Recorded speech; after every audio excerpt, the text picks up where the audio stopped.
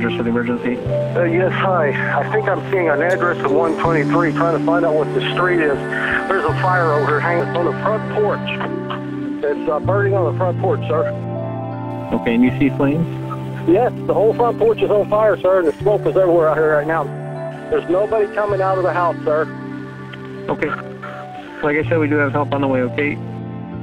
I mean, it wasn't that big a minute ago, and now it's just, the whole thing is on fire, sir. The whole front porch, it's just in flames. Do you know if anyone is injured at all? I have no idea. I see nobody coming out, nothing.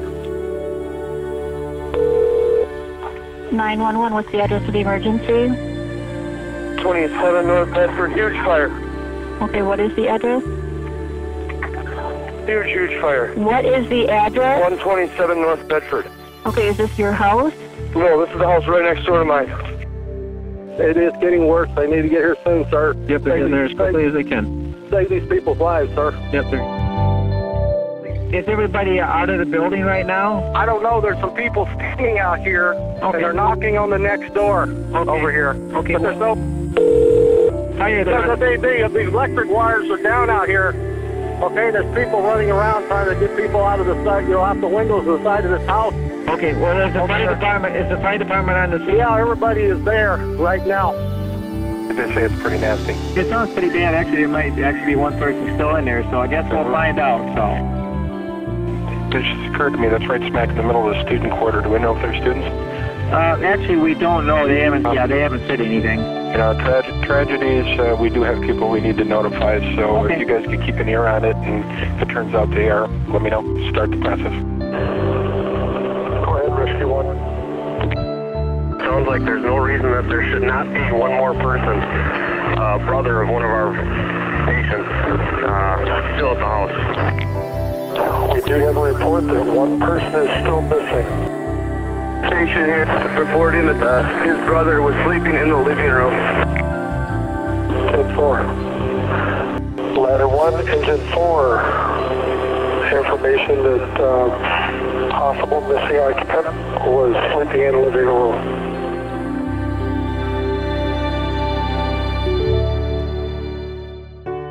My younger brother Luke and Peter, we always did everything together. We did lots and lots of things together. We always, especially before in early childhood, it was the three brothers hanging out right in a row, a year apart. So we were pretty close in that sense in grade school. And then, I mean, I think we sort of found our own niches as we went into middle school and high school. But we always found time for family events. Usually my parents got us together, you know, as everyone does. We broke away and started to do our own thing, but we always found family times where we could just be together. Peter, yeah, he had a lot of inspiration from growing up. There's a song, he made a CD. One of the songs, Follow Me Home, Follow Me Home, is all about basically our childhood growing up and all these little family moments we had. As he was getting older, he was reflecting more on these things, and he chose to put that into his songs. Follow me home, and now we grow older, our freedoms we snatched without looking back. Follow me home, I snuck out the bathroom window to smoke cigarettes in a metal tin. Follow me home. When I first met Peter, he actually was on a campus visit with his family. Oddly, I just, fell in love with his family, got to know his parents, and started chatting with them so much that we forgot, oh yeah, that's right, Peter's here. Peter was so sweet and so nice and easygoing, and I thought, this is a great kid, and I really hope he makes the decision to come here. And it's a vivid memory. I remember it because, wow, the entire family is making this choice for him to go to school. It was kind of a neat thing.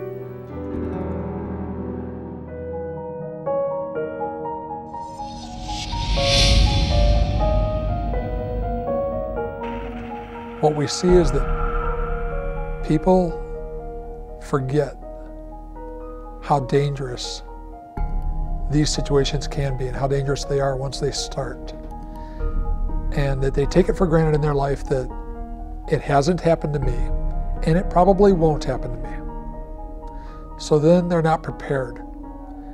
And what I mean by that is whether it's having working smoke detectors or thinking about how you'll get out of a structure in an event like this, people don't think about those things routinely in their life, and that seems to lead to choices that, you know, have tragic outcomes.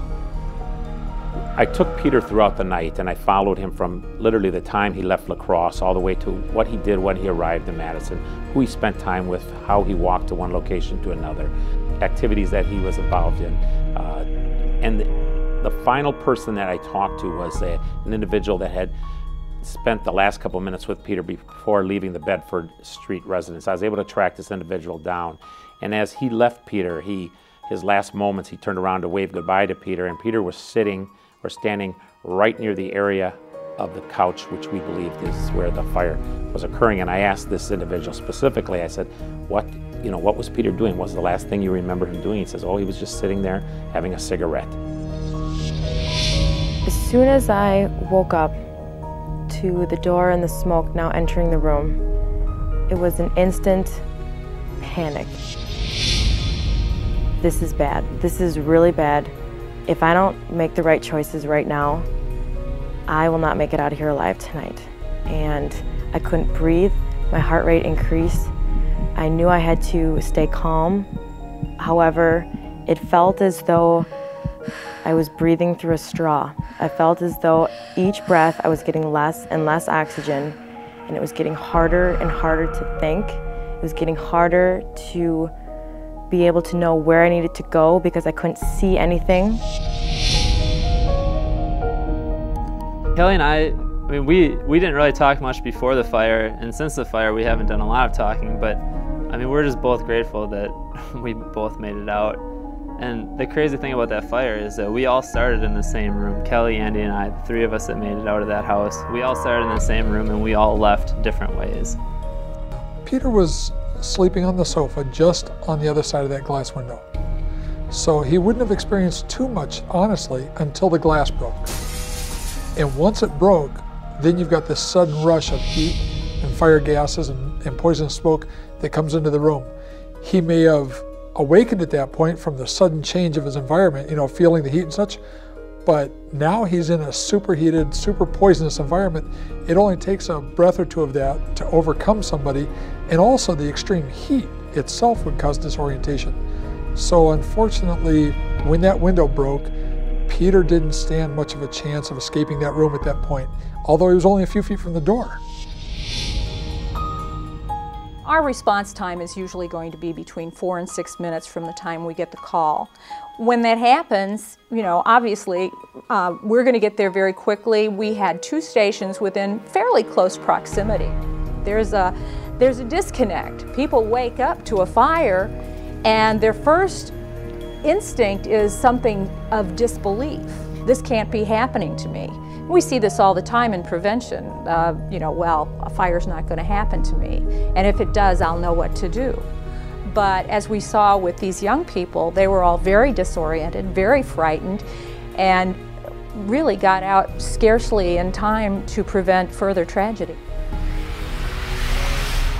I went back to the house right when we were able to pull some of our stuff out when it was still burnt down, and I didn't really like it. I kind of walked through it, and you know, seeing all your possessions burned to the ground, that's just stuff, that doesn't matter. But looking at the couch where Peter was sleeping and seeing the corner, because he could have gone, he woke up and he ran to the wrong corner. He could have gone one of 2 ways. He went into a corner, he could have went towards that door.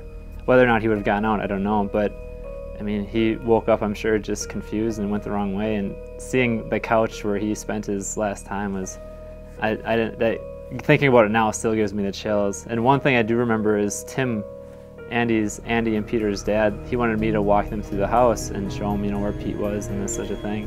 And we were walking through, and Tim actually went down to the ground into the rubble, and he found a shoe, and he's like, this was Peter's shoe. And that that gives me the serious chills right there.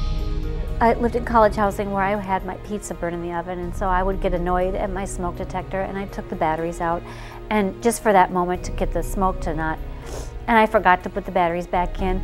And those are things that we as college students did. And I know that that's what people do now, or they move into a place and they don't think about their smoke detector. You're not thinking about things like that. You know, it's not in your radar. And I think we do need to think about that, not just batteries in your smoke detector. Being aware of if there are smokers, where are they going to smoke? Unattended candles, having a party, mixing the alcohol in with the party and the candles and smoking, things like that. People don't think about that. We need to educate our students because awareness can really make a difference. At first I got a call from my best friend saying there was a fire. We don't know all the details yet. Peter might not have made it. And just that, someone telling you that, nothing can prepare you for that. And nobody should ever go through that. And to think that just a fire alarm, it's all you needed was a fire alarm. Could have saved Peter's life. It was tough. I remember just not believing it. You know, I'd like, no, this can't happen. Why? You hear about it, but it's never happened to me, and it never could. And it did.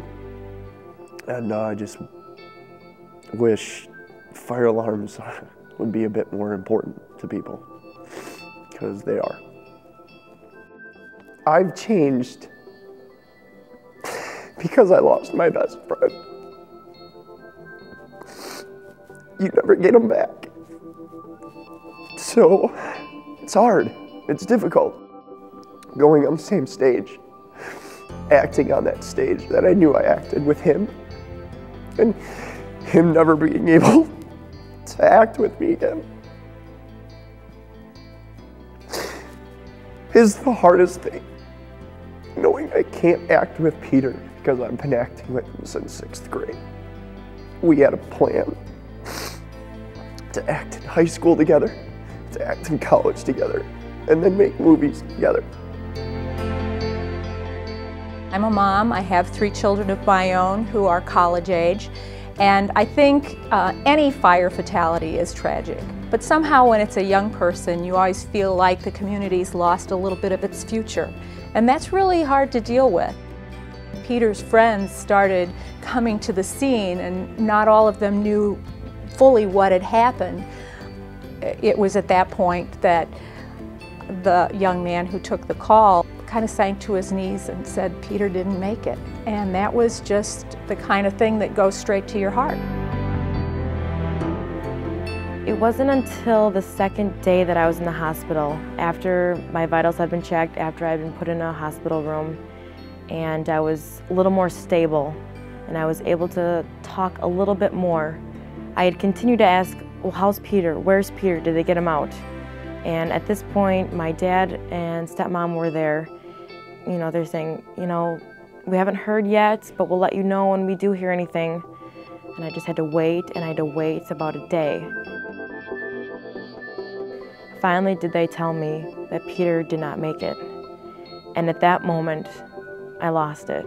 I could not fathom the fact that I was in a situation where I was out. 2 others made it out, and someone did not.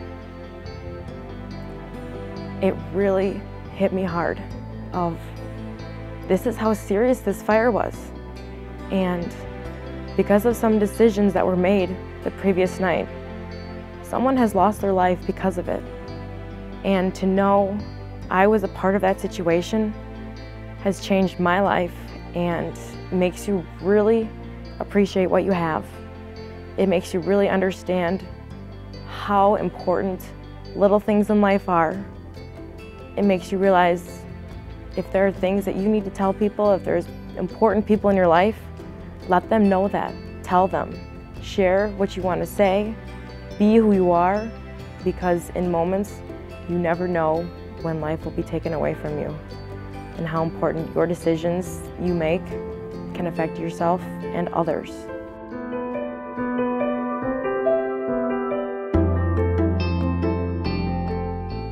We never understand why things happen. You just have to go ahead and say, what can we learn from this? How can it be prevented in the future?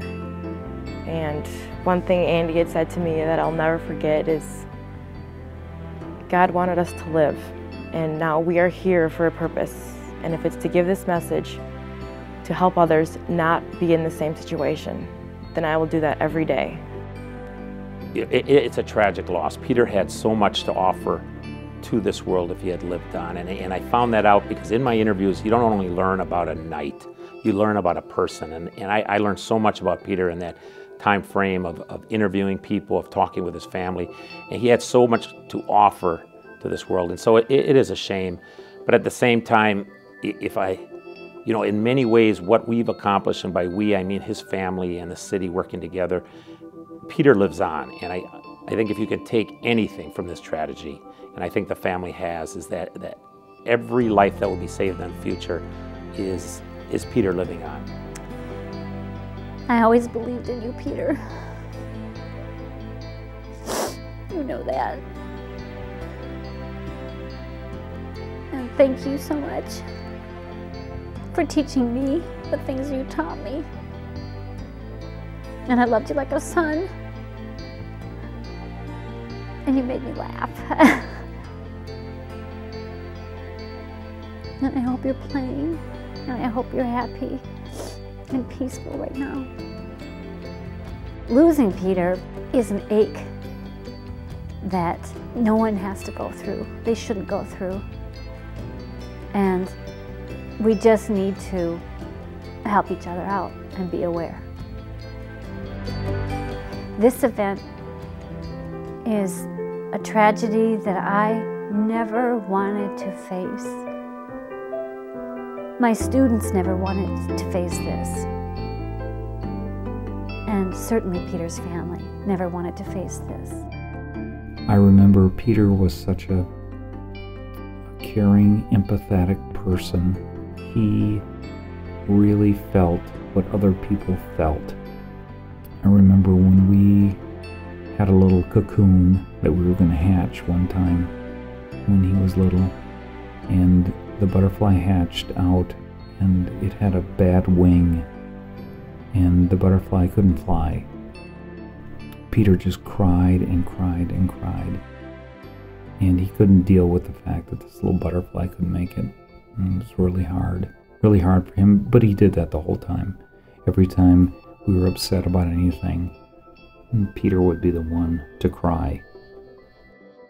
He was a loving kid. He hugged me so tight every time I said hello to him or goodbye to him.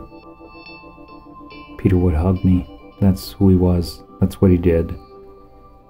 And I remember when I hugged him goodbye for the last time. I won't forget it. And now I can't do that anymore.